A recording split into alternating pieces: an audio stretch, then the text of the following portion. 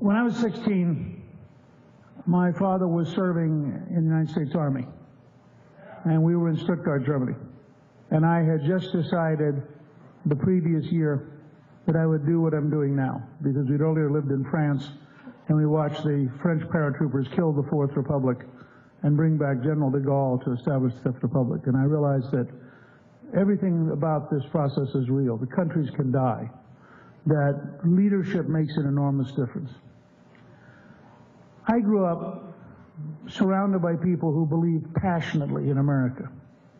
And they believed in America because they didn't have very much economically. When I was a child, we lived above a gas station on the square in Hummelstown, Pennsylvania, when my dad was in Korea.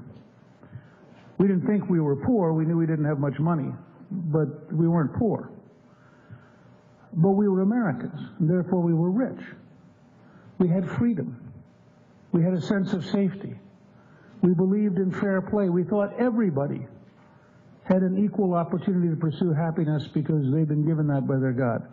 I was raised in part by a grandmother who was very old-fashioned, so she taught me the kind of patriotism they taught in America in the 1920s and the 1930s. This belief that George Washington was really a heroic figure. The belief that the founding fathers were remarkably wise. And because in my childhood, up until I was 10 years of age, I was only 100 miles from Philadelphia, so we could go and we could see Independence Hall. We could see Valley Forge. We could have this sense of what it took to make America.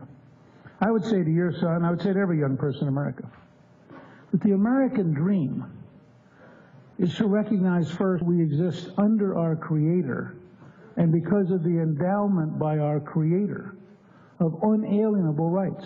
No president, no Congress, no judge, no bureaucrat can take away our rights. That's why they're unalienable. But because we exist under God, and because we have been endowed by our Creator, we also have responsibilities.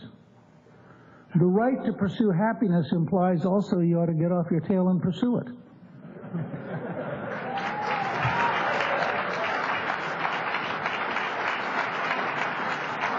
We also have a very deep strain in us that often our intellectuals are terrified of. And it comes in part from South Carolina and from Western North Carolina and from Tennessee. And it's the Jacksonian tradition. Andrew Jackson was here during the Revolutionary War. I think he was 13 years old when a British cavalry officer struck him with a saber, leaving a scar on his face the rest of his life. And Jackson represented a Scots-Irish tradition that was represented not far up the road here at Kings Mountain, where the Americans cheerfully gathered together to slaughter the British in revenge for Culloden and other indignities. We are a tough country. We are a country that believes in the flag that has a snake on it that says, "Don't tread on me." We're a country that believes we have not yet begun to fight. We're a country that says to others, we have no interest in coming over there. As somebody once said, the only part of France we wanted was the graveyards for our troops. I think it's very important for your son to learn. To be an American means that you have to love the country. You have to love what it has stood for.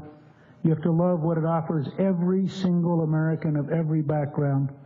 And you have to dedicate yourself to working all of your life for your family, your friends, your neighbors, for the chance to pass on to your children and your grandchildren what is the freest, most open society in the history of the world, a treasure that we should not lightly give up or lightly allow to be taken away from us.